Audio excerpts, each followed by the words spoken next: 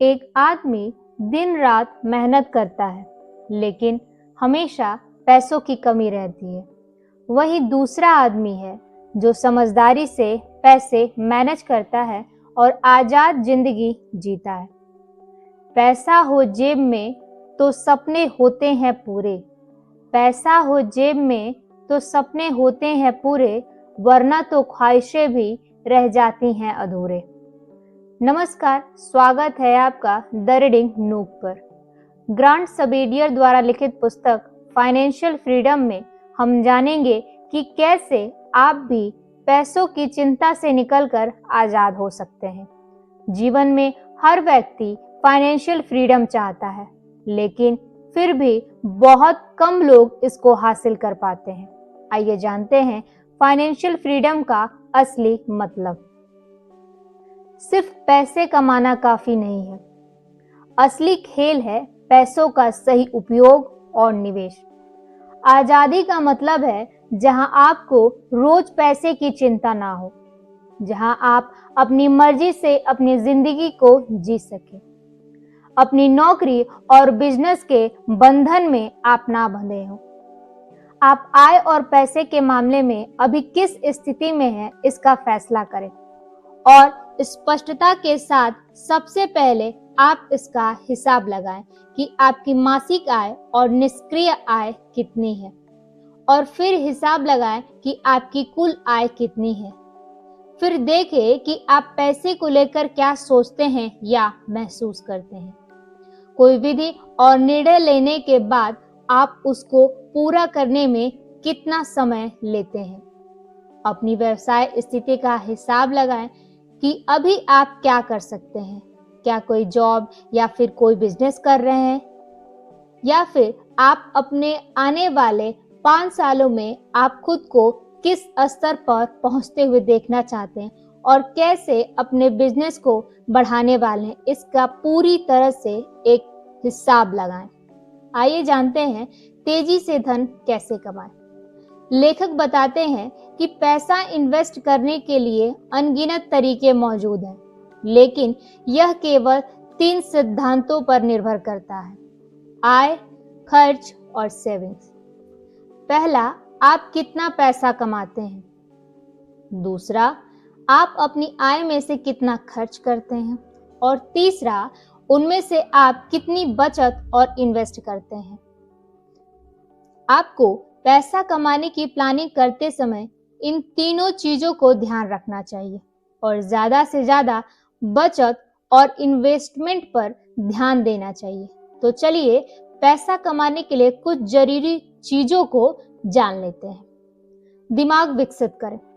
आप अपनी आय की गणना करें और उसके मुताबिक प्लान तैयार करें कि आप कितना धन कमाना चाहते हैं और उसके लिए आपको कितना पैसा बनाने की आवश्यकता है। आइए जानते हैं अपनी जॉब में सुधार करें। अपनी जॉब को देखकर पता करें कि आपको आपकी जॉब से कितना पैसा मिल रहा है और आपकी जॉब में आपका कितना समय जा रहा है। एक बात का हमेशा ध्यान रखिए कि समय हमारे पास सीमित है और आप अपनी जॉब से एक लेवल तक ही पैसा कमा सकते हैं। अगर आप ज्यादा पैसा कमाना चाहते हैं तो जॉब के साथ आपको कोई साइड बिजनेस करना पड़ेगा। कोई साइड बिजनेस शुरू करें। ये समझते हैं, अपनी आय को बढ़ाने के लिए जॉब के अलावा आपको कोई साइड बिजनेस बहुत जरूरी है। साइड बिजनेस को निष्क्रिय आय में बदलें।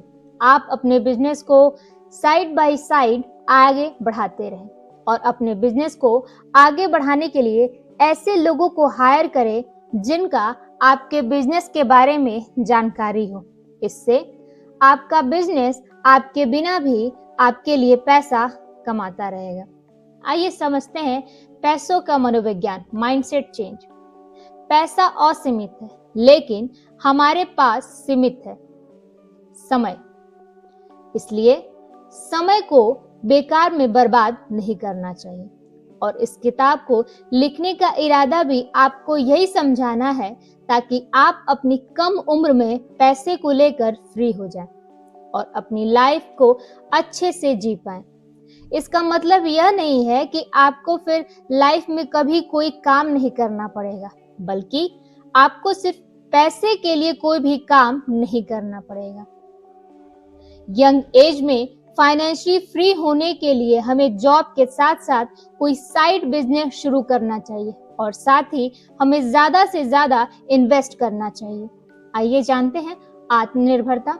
जब मंजिल स्पष्ट हो जाती है तो वहां तक जाने के लिए रास्ते का हिसाब लगाया जाता है, और यहाँ पर मंजिल का मतलब है आपकी फाइनेंशियल फ्रीडम। ज्यादातर लोग सोचते हैं कि फाइनेंशियल फ्रीडम होने के लिए बहुत सारे पैसों की जरूरत होती है, लेकिन सच्चाई यह है कि फाइनेंशियल फ्रीडम के लिए हमारी सोच से भी कम पैसे की जरूरत है, और हम लगातार इस पर मेहनत से काम करके इसको बहुत जल्दी हासिल कर सकते हैं। आइए समझते हैं बचत और निवेश के रहस्य को। आपको फाइनेंशियल फ्रीडम हासिल करने के लिए कितने पैसे की जरूरत है, उसका हिसाब लगाइए और आप देखें कि आज आप कहां पर हैं, और लगातार पैसों के बारे में अपनी विचारधारा को बदलते रहें। ज्यादा खर्च करने के लिए ज्यादा से ज्यादा सेविंग और इन्वेस्टमेंट की प्लानिंग करनी चाहिए। यह किताब कहती है कि अपनी कमाई का कम से कम 20 से 30% निवेश करें। निवेश के रास्ते आपके हो सकते हैं mutual fund, stock market, passive income, real estate. Real estate investing आपकी आय को बढ़ाने का एक बहुत अच्छा जरिया है, और रियल एस्टेट बाकी इन्वेस्टमेंट की तुलना में काफी सही और सुरक्षित है। रियल एस्टेट में आप 3 तरीके से इन्वेस्ट कर सकते हैं। पहला, आप किसी प्रॉपर्टी को खरीदकर और उसको मुनाफे में बेचकर पैसा कमा सकते हैं।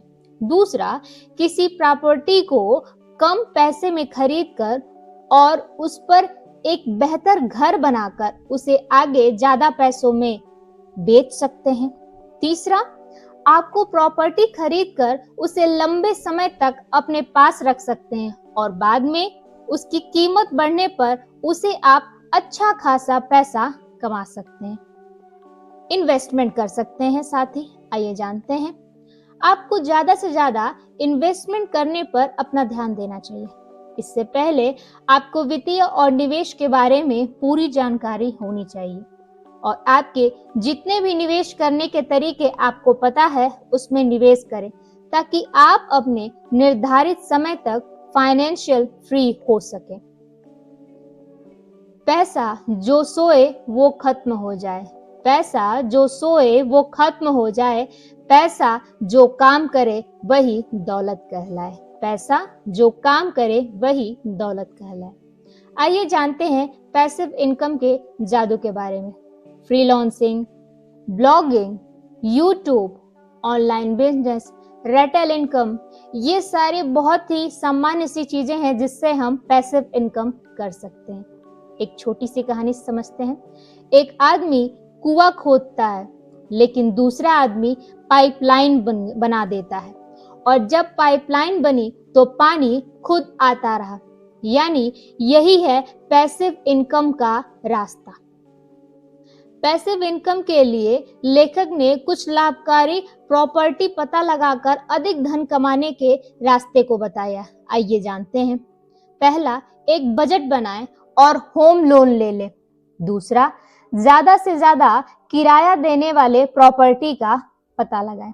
तीसरा, जैसे ही आपको लाभकारी प्रॉपर्टी दिखे उसे जल्द से जल्द खरीद लें। चौथा, कम पैसों में बिकने वाली प्रॉपर्टी का पता करते रहें। इन तकनीकों के द्वारा आप फाइनेंशियल फ्रीडम पा सकते हैं। आइए जानते हैं, टैक्स खाते में अधिकतम इन्वेस्ट करें।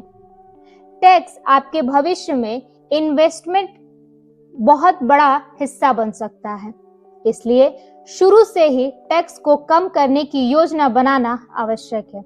इसके लिए आप कर मुक्त योगदान निवेश खाता खुलवा सकते हैं, जिसमें आपको इन्वेस्ट के दौरान टैक्स नहीं देना पड़ेगा, और आप कर मुक्त खाता से ही ज्यादा से ज्यादा धन निवेश करें।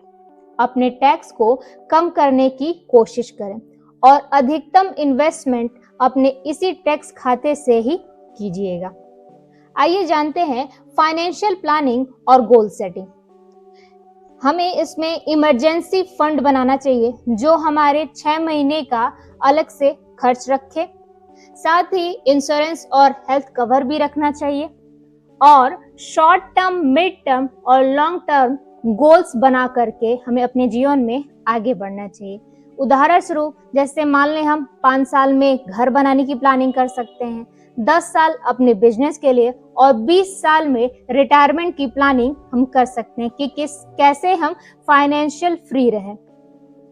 अगर आप जल्दी फाइनेंशियल फ्री होना चाहते हैं तो आपको सही इन्वेस्टमेंट और निकासी रणनीति विकसित करनी चाहिए जिसमें आपके बिना भी आपका पैसा तेजी से बनता रहे और आप फाइनेंशियल फ्री होने के बाद टैक्स को बचाकर लगातार पैसे कमाने के कुछ टिप्स को अपनाएं।